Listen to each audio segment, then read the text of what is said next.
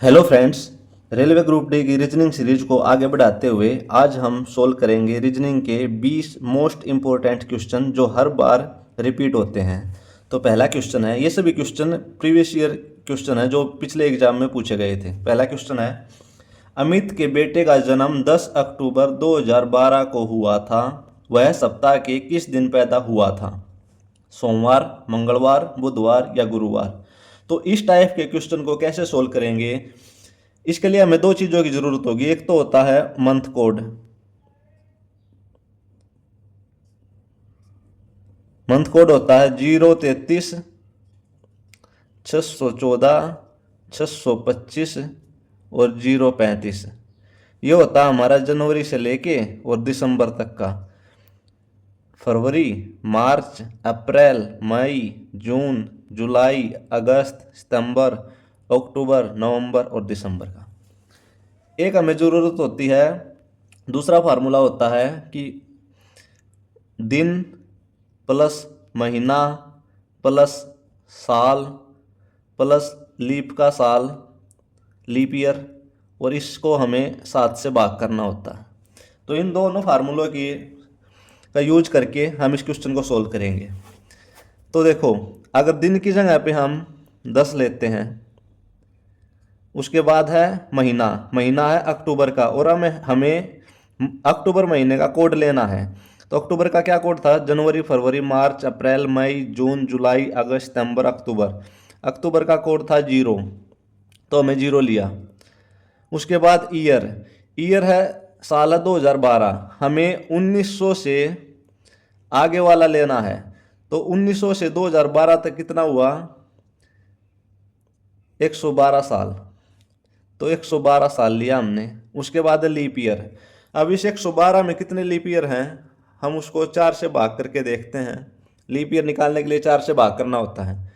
4 दूनी 8, बच गया 3, उतारा 2, 4 अठे 32। तो इसके अंदर हो गए 28 लीप ईयर। तो 28, और इसको हम 7 से भाग करेंगे। तो इनका जोड़ कितना हुआ? 112 और 10 122 और 28 150 भाग में 7। तो जब हम 150 को हम 7 से भाग करेंगे, 7 दूनी 14, बच गया 1, उतारा 0, 7 एकम 7। तो 3 शेष बचा। तो इस 3 शेष का मतलब होता है कि जो हमारा दिन का कोड होता है, यानी सोमवार से लेके और रविवार तक, ये होता है 1 2 3 4 5 6 7। यानी सोमवार का 1, मंगलवार का 2, बुधवार का 3, बृहस्पति का 4, शुक्र का 5, शनिवार का 6 और रविवार का 7। तो जो 3 शेष आया है ना, तो 3 का मतलब हो गया बुधवार। तो ऑप्शन सी इसका राइट आंसर हो जाएगा। चलते हैं अगले क्वेश्चन पर। तो अगला क्वेश्चन है कि किसी निश्चित कूट भाषा में प्रीसियस को KIVXRLFH तथा क्लियर को XOVZI लिखा जाता है, उसी भाषा में डर्टिंग को किस प्रकार लिखा जाएगा? ये हमारे पास ऑप्शन दे रखे हैं। तो इस वाले क्वेश्चन में कौन सा लॉजिक लगा है? देखो, जो इंग्लिश अल्फ़ाबेट होते हैं उनके एक दूसरे का अपोजिट लिया है, यानी ABCDEFGHIJKLM, और M का उल्टा होता है NOPQRSTUVWXYZ। तो देखो, जो P था वो K बना है, यानी P कहाँ पे? हमारा P है यहाँ पे, और P का अपोजिट है K। उसके बाद R बना है I, तो R का अपोजिट हुआ I। उसके बाद E बना है V, E का अपोजिट हो गया V। उसके बाद है C बना है X, तो C का अपोजिट हो गया X। उसके बाद है I का बना है R, तो I का अपोजिट हो गया R। उसके बाद है ओ, ओ बना है एल, तो ओ का अपोजिट हो गया एल। उसके बाद है यू, यू बन गया एफ, तो यू का अपोजिट होता है एफ। उसके बाद है एस, एस बन गया एच, एस का अपोजिट है एच। तो इसमें लॉजिक क्या लगा है कि इंग्लिश अल्फ़ाबेट को एक दूसरे के अपोजिट वर्ड में लिखा गया है, यानी पी का अपोजिट जो होता है के, तो पी को यहाँ पे के लिख दिया।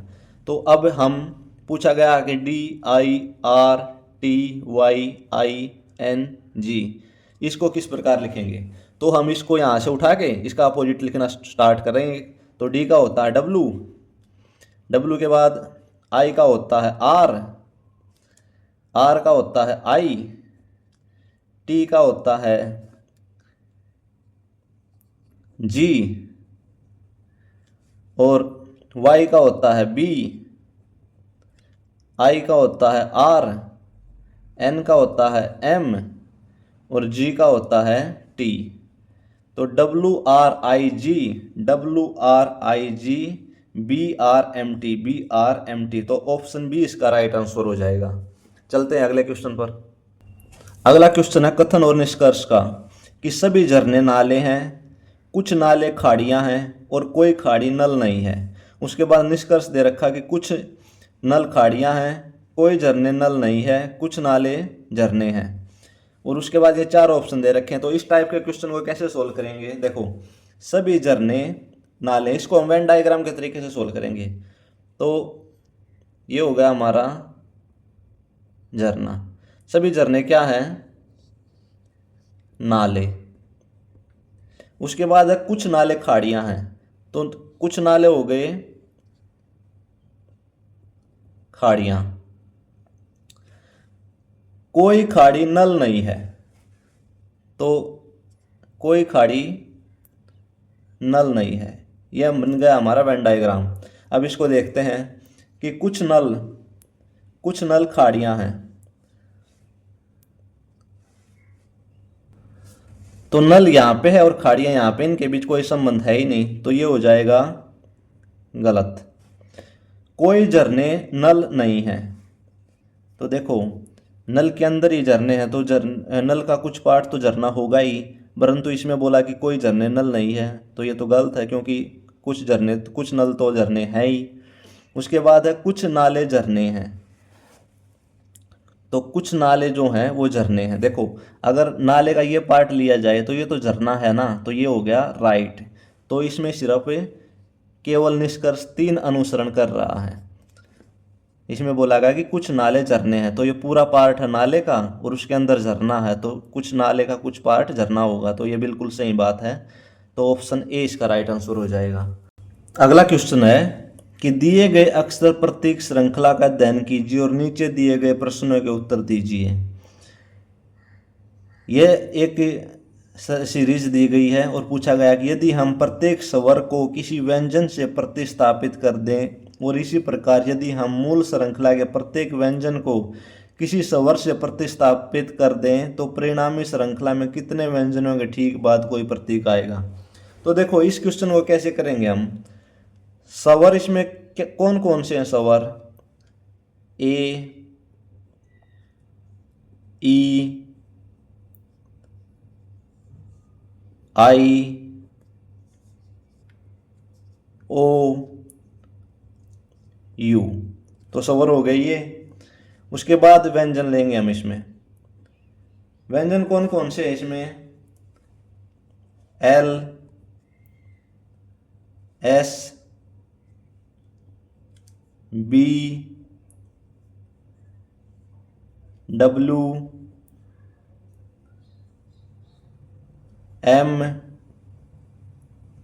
और एच। तो यह क्वेश्चन में बोला गया है कि यदि हम प्रत्येक स्वर को किसी व्यंजन से प्रतिस्थापित कर दें, यानी हम ये जो ए है, ए को अगर हम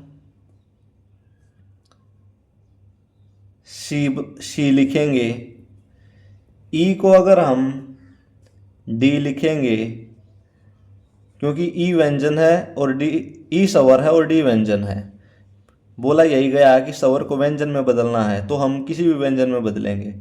आई को अगर हम एफ लिखें, ओ को अगर हम जी लिखें, और यू को अगर हम एच लिखें, ठीक है। और इसी तरह व्यंजन को किसी स्वर से प्रतिस्थापित कर दें, तो जैसे एल को अगर हम ए से ए में बदल दें, एस को हम ई में बदल दें, बी को हम आई में बदल दें, डब्लू को हम ओ में बदल दें, और एम को हम यू में बदल दें, और एच को हम ई में बदल दें, तो अब ये चीज़ हमें यहाँ पे बदलनी है, इसमें इसमें बदलनी है। तो जो पहले एल था, तो एल की जगह पे अब हमें ए रखना है, ए एट द रेट, एस की जगह पे ई, ई स्टार, ई की जगह पे क्या रखना है, डी, डी, बी की जगह पे क्या रखना है, आई, यू की जगह पे क्या रखना है, यू की जगह पे एच, हैशटैग, डब्लू की जगह पे रखना है हमें ओ, आई की जगह पे रखना है हमें एफ, ई की जगह पे रखना है हमें, ई की जगह पे रखना है हमें ये डी,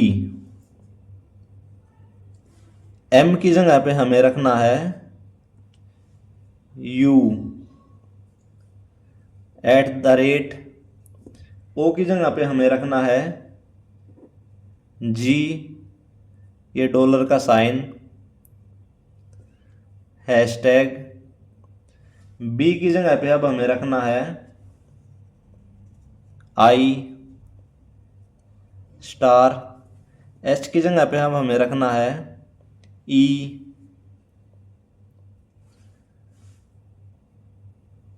विस्मयादि बोधक, ए की जगह पे हमें रखना है सी,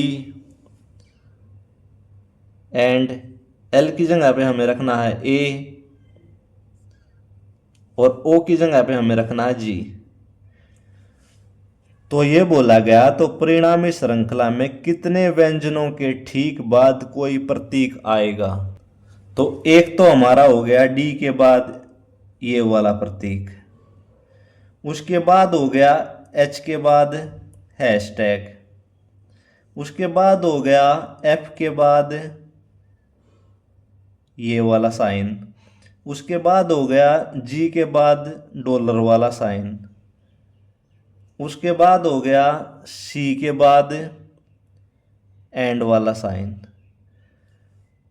तो यह व्यंजनों के ठीक बाद प्रतीक हैं, यह व्यंजन है या प्रतीक है, यह व्यंजन है या प्रतीक है। तो टोटल कितने हुए, 1 2 3 4 5। तो ऑप्शन ए इसका राइट आंसर हो जाएगा। यह सवाल थोड़ा लेंथी है, बट इसको करने का सबसे आसान तरीका यही है। चलते हैं अगले क्वेश्चन पर। अगला क्वेश्चन है कि दिए गए अक्षर समूह युग्मों में पहला अक्षर समूह एक निश्चित तर्क के अनुसार दूसरे अक्षर समूह से संबंधित है। दिए गए युग्मों का ध्यानपूर्वक अध्ययन कीजिए और दिए गए विकल्पों में से उस युग्म का चयन कीजिए जो समान तर्क का अनुसरण करता है। तो यह दे रखा, ये टोरपेडो दे रखा है और इसको DEOOPRT लिखा गया है। ऐसे ही फ्लिकर को CEFIKL लिखा गया है। तो जो लॉजिक इसमें लगा है वही लॉजिक हमें इसमें लगाना। तो इसमें लॉजिक क्या लगा है, देखो, जो यह TORPEDO है, इसको ना अंग्रेजी अल्फ़ाबेट जो होते हैं उनको ऑर्डर में लिखा गया है। देखो जैसे हम ऐसे शुरुआत करते हैं ABCDEFGH, तो इसमें सबसे पहले क्या है, डी, डी के बाद ई के बाद क्या आएगा, FGHIJKLMN O आएगा, O फिर O आएगा, फिर P के बाद R और फिर T। ये ऐसे लिखा गया है कि अंग्रेजी अल्फ़ाबेट हैं उनको ऑर्डर में लिखा गया है। ऐसे ही इसमें सबसे पहले C, उसके बाद E, फिर F, फिर I, उसके बाद K के बाद L और फिर R, ऐसे लिखा गया है। तो हम इसमें देखेंगे कि कौन सा ऐसा है जिसमें वो यही लॉजिक रिपीट हुआ है जो ऊपर वाला में हो रहा है। तो देखो हम पहला ऑप्शन देखते हैं। इसमें पहले A, उसके बाद क्या है ABCDE, E के बाद है I के बाद है N के बाद है P के बाद है R और R के बाद है T। तो पहला ही ऑप्शन हमारा ठीक हो गया, तो इसका राइट आंसर हो जाएगा A। चलते हैं अगले क्वेश्चन पर। अगला क्वेश्चन है कि इस प्रश्न में कथन के बाद दो निष्कर्ष दिए गए हैं। कथन के संबंध में दो निष्कर्षों में से कौन सा सत्य है? यह कथन दे रखा है और ये निष्कर्ष है। देखो इसमें T बड़ा है, ये होता है बड़े वाला साइन, इधर जो होता है बड़ा और इधर होता है छोटा। जिस तरफ इसका मुंह खुलता है वो बड़ा होता है, जिस तरफ ये चोंच होती है वो छोटा होता है। तो T बड़ा है G से, ठीक है। अब उसके बाद देखो इसको हम थोड़ा सा खुला लिखेंगे, यहाँ पे लिखेंगे T बड़ा है G से, ये वाला पोर्शन हो गया हमारा। G छोटा है E से, तो ये छोटा है ना, तो हम E को ऊपर लेंगे। G छोटा हो गया E से, ये वाला हिस्सा भी हमारा सोल्व हो गया। E बड़ा है F से, E जो है वह बड़ा है F से, ठीक है। और F बराबर है B के, और B छोटा और बराबर है Z के, तो B छोटा भी है और बराबर भी है Z के। तो हमारा कुछ ये ऐसे बनेगा। अब इसको ध्यान में रखकर हम निष्कर्ष देखते हैं कि F बराबर है Z के। देखो F बराबर है B के, है ना, F तो B के बराबर है और B छोटा भी है और बराबर भी है Z के, लेकिन यहाँ पे सिर्फ बराबर पूछा है कि F बराबर है Z के। अगर ये होता ना कि F छोटा भी है और बराबर भी है Z के, तब तो ये ठीक होता, लेकिन अब ये हो जाएगा गलत। उसके बाद है E बड़ा है B से, तो E हमारा यहाँ पे है। देखो बोला यह गया कि E बड़ा है B से। अगर F और B बराबर हैं और E F से बड़ा है तो जाहिर सी बात है E B से भी बड़ा होगा, तो ये बिल्कुल ठीक है। तो केवल निष्कर्ष दो सत्य है, इसका राइट आंसर हो जाएगा ऑप्शन A। चलते हैं अगले क्वेश्चन पर। अगला क्वेश्चन है कि चार दोस्तों रामनिवास, रमेश, राम सिंह और रमन ने एक ही कैलेंडर वर्ष के क्रमागत महीनों में अपनी PhD की डिग्री प्राप्त की है। रामनिवास ने राम सिंह से ठीक एक महीने पहले अपनी डिग्री प्राप्त की। रमन ने रमेश के ठीक एक महीने बाद अपनी डिग्री प्राप्त की। रामनिवास ने सितंबर में अपनी डिग्री प्राप्त की और रमन ने रामनिवास से पहले अपनी डिग्री प्राप्त नहीं की। रमेश ने किस महीने में अपनी डिग्री प्राप्त की? देखो इस क्वेश्चन को कैसे सोल्व करेंगे। चार दोस्त दे रखे हैं, रामनिवास, रमेश, राम सिंह और रमन, और बोला गया है कि एक ही कैलेंडर वर्ष के क्रमागत महीनों में अपनी PhD की डिग्री प्राप्त की है। रामनिवास ने राम सिंह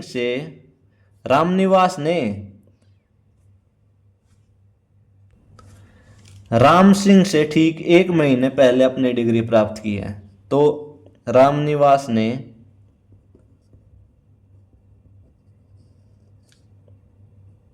राम सिंह से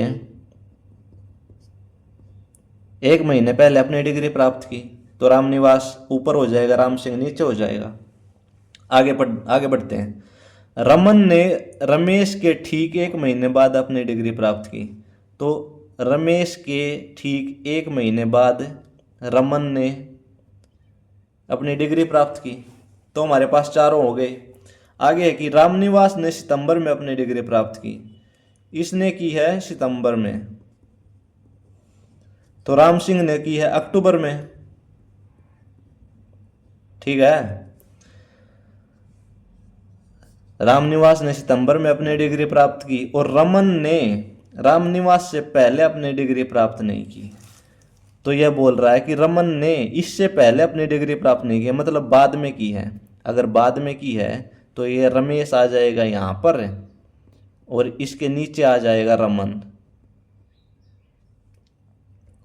तो इन्होंने लगातार महीनों में प्राप्त की थी, तो अक्टूबर के बाद नवंबर में की है रमेश ने और दिसंबर में की है रमन ने। तो क्वेश्चन क्या है, रमेश ने किस महीने में अपनी डिग्री प्राप्त की? नवंबर महीने में। ऑप्शन ए इसका राइट आंसर हो जाएगा। चलते हैं अगले क्वेश्चन पर। अगला क्वेश्चन है कथन और निष्कर्ष का। स्कूलों में ऑनलाइन कक्षाएं शुरू होने के बाद से स्मार्टफोन और लैपटॉप की मांग में काफी वृद्धि हुई है। लोग अपने बच्चों को ऑनलाइन कक्षाओं में भाग लेने के लिए स्मार्टफोन और लैपटॉप खरीद रहे हैं। दूसरा है डेस्कटॉप कंप्यूटर का उपयोग ऑनलाइन कक्षाओं में भाग लेने के लिए नहीं किया जा सकता। तो यह कथन और मान्यताओं वाला सवाल है। इस टाइप के जो सवाल होते हैं ना, उनमें जो दे रखा है ना, क्वेश्चन में जो दे रखा है उसी के अनुसार उत्तर बनाना होता है। हमें अपने पास से कुछ जोड़ना नहीं होता कि नहीं ऐसे हो सकता है, ऐसे हो सकता है। देखो अब क्वेश्चन में क्या दे रखा है कि ऑनलाइन कक्षाएं शुरू होने के बाद स्मार्टफोन और लैपटॉप की मांग में काफ़ी वृद्धि हुई है। तो जाहिर सी बात है कि स्मार्टफोन और लैपटॉप की मांग में वृद्धि हुई है, इसका मतलब क्या है कि लोग जाके उसको खरीद रहे हैं, इसीलिए तो वृद्धि हुई है। तो लोग अपने बच्चों को ऑनलाइन कक्षाओं में भाग लेने के लिए स्मार्टफोन और लैपटॉप खरीद रहे हैं। बिल्कुल सही बात है, ये हो गया ठीक। अगला है कि डेस्कटॉप कंप्यूटर का उपयोग ऑनलाइन कक्षाओं में भाग लेने के लिए नहीं किया जा सकता। ऐसा तो इसमें कहीं पे जिक्र ही नहीं हुआ है कि डेस्कटॉप कंप्यूटर का उपयोग नहीं करना, तो ये हो जाएगा गलत। तो ऑप्शन देखते हैं, न तो धारणा एक और न ही धारणा दो नहीं था, ये हो गया गलत है। दोनों धारणाएं नहीं थे, ये भी गलत है। केवल धारणा दो नहीं था, ये भी गलत है। केवल धारणा एक नहीं था, बिल्कुल सही। इसका ऑप्शन डी राइट आंसर हो जाएगा।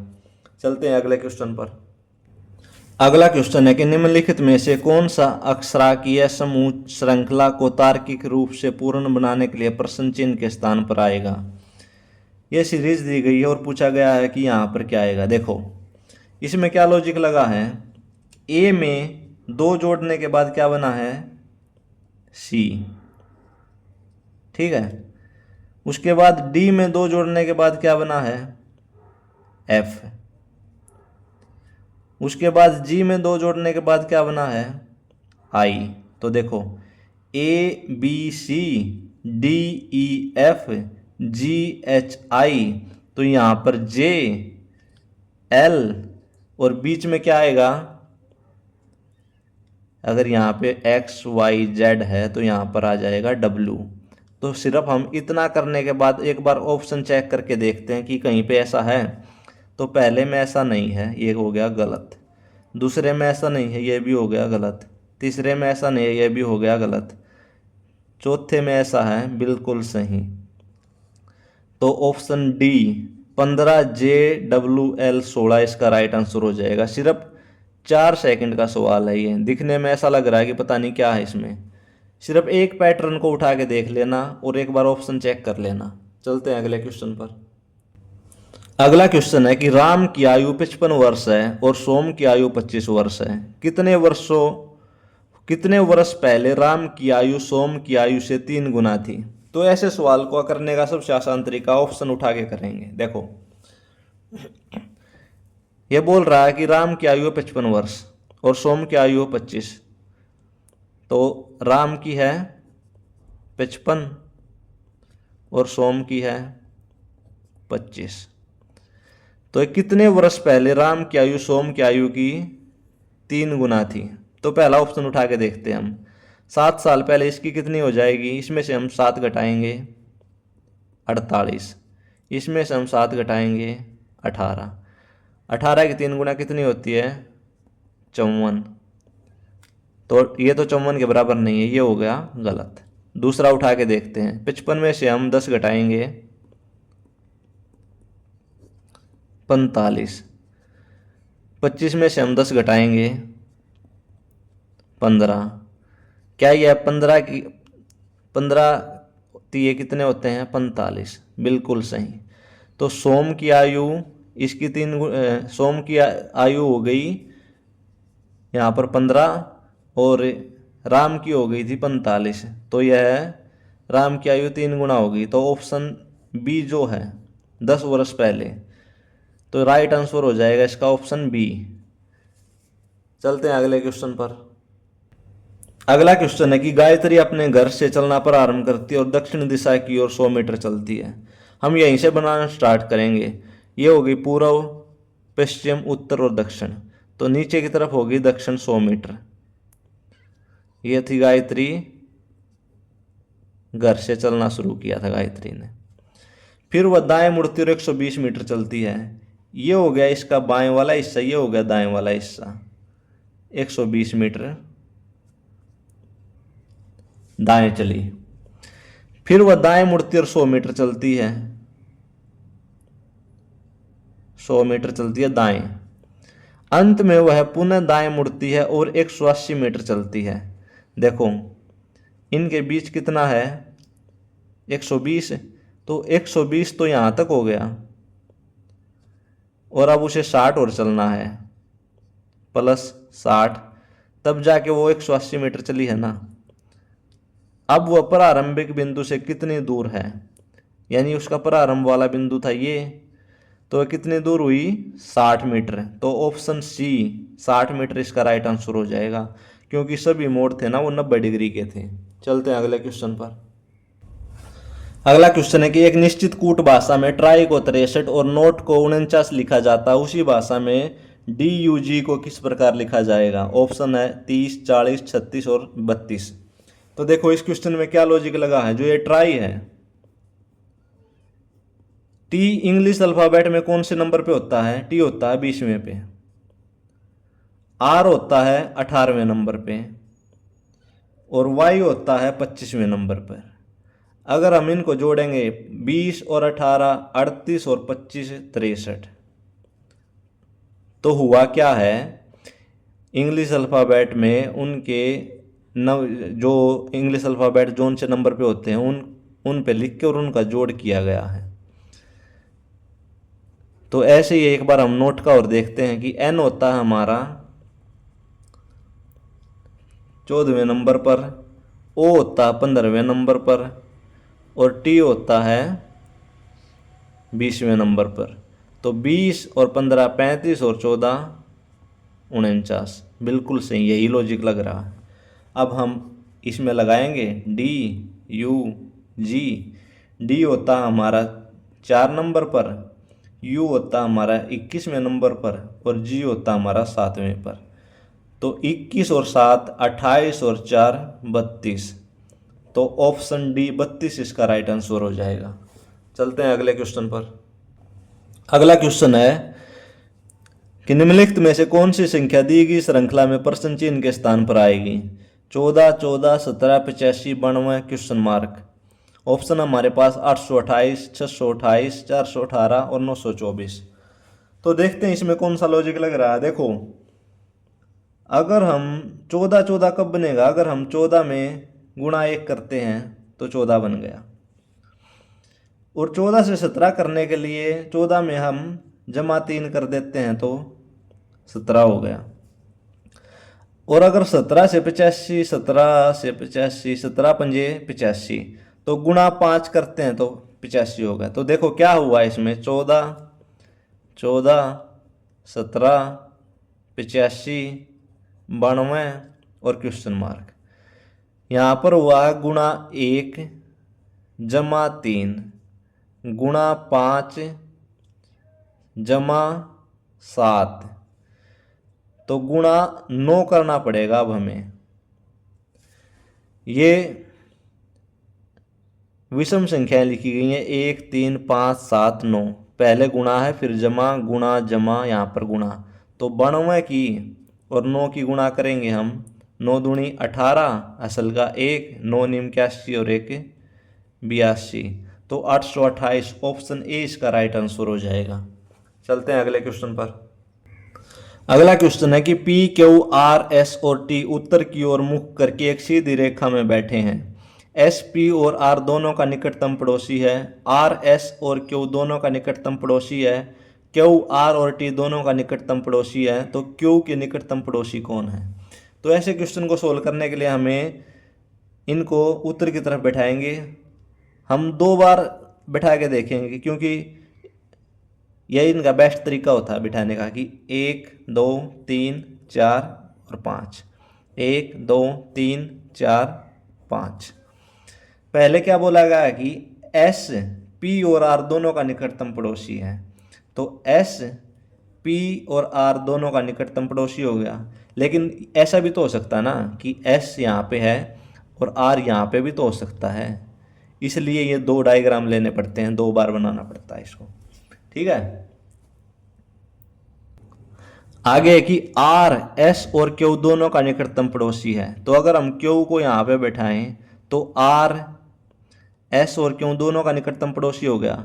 तो इसमें क्यू यहाँ पे बैठ ही नहीं सकता, तो ये अब नहीं चलेगा, हमें इसी को यूज करना है। बच गया हमारे पास क्या? P Q R S T को हम यहाँ पे बैठा देंगे। तो क्यू आर और टी दोनों का निकटतम पड़ोसी है। क्यू आर और टी दोनों का निकटतम पड़ोसी हो गया। पूछा गया कि क्यू के निकटतम पड़ोसी कौन है? तो आर और टी। तो ऑप्शन सी आर और टी इसका राइट आंसर हो गया। चलते हैं अगले क्वेश्चन पर। अगला क्वेश्चन है, निम्नलिखित समीकरण में प्रश्न चिन्ह के स्थान पर क्या आएगा यदि घटा को गुणा से तथा भाग को जमा से प्रतिस्थापित कर दिया जाए? तो देखो, अगर भाग को जमा से, गुणा को घटा से, भाग को जमा से, घटा को गुणा से, जमा को भाग से और गुणा को घटा से, तो अब हम लिखते हैं 6 जमा 16 माइनस 4 जमा 9 गुणा 8 भाग में 2 माइनस 7 बराबर है किसके? तो हम इसमें बोर्ड मास लगाएंगे। पहले हम भाग को सोल्व करेंगे, यहाँ से निकल कर आया 4, उसके बाद हम गुणा को करेंगे, 9 चौके 36, तो इस वाले पोर्शन से निकल कर आ गया 36। तो 6 जमा 16 माइनस 4 जमा 36 माइनस 7। तो देखो 16 और 6 हुए 22 माइनस 4 जमा 36 माइनस 7, माइनस 4 और माइनस 7 माइनस 11 और 36 और 2 38 और 20 58। तो 58 माइनस 11, तो 58 में से हम 11 घटाएंगे, 7 और 4 47। तो ऑप्शन सी 47 इसका राइट आंसर हो जाएगा। चलते हैं अगले क्वेश्चन पर। अगला क्वेश्चन है कि निम्नलिखित में से कौन सी संख्या दी गई श्रृंखला में प्रश्न चिन्ह के स्थान पर आएगी? 3 7 13 21 31 क्वेश्चन मार्क। तो देखो इसमें क्या लॉजिक लगा है, 3 से 7 किया है तो हम 3 जमा 4 करेंगे, हुआ 7, 7 जमा 6 13, 13 जमा 8 21, 21 जमा 10 31 और 31 जमा 12 31 जमा 12 हो गए 43। तो ऑप्शन ए इसका राइट आंसर हो गया। चलते हैं अगले क्वेश्चन पर। अगला क्वेश्चन है कि उस विकल्प का चयन कीजिए जो 5वीं संख्या से उसी प्रकार संबंधित है जिस प्रकार दूसरी संख्या पहली संख्या से संबंधित है और चौथी संख्या तीसरी संख्या से संबंधित है। जिस प्रकार 8 का संबंध 14 से है और 12 का 24 से है, तो 21 का किससे होगा? देखो अगर 8 गुणा 2 और माइनस 2 करते हैं तो कितना हुआ? 8 दूनी 16, 16 में से 2 गए 14।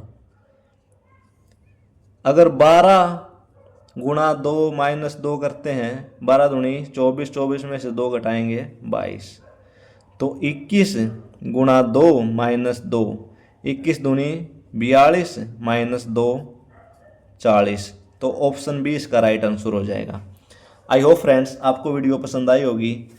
ये रेलवे ग्रुप डी में रीजनिंग का जो लेवल होता है वो काफ़ी अच्छा खासा पूछा जाता है। ये प्रीवियस ईयर क्वेश्चन है सभी, तो आप अंदाज़ा लगा के देख लो कि कैसे कैसे क्वेश्चन पूछे गए हैं। तो आप लोगों का कोई भी सुझाव हो तो कमेंट बॉक्स में लिख के जाना। आप लोगों का दिन शुभ हो। धन्यवाद।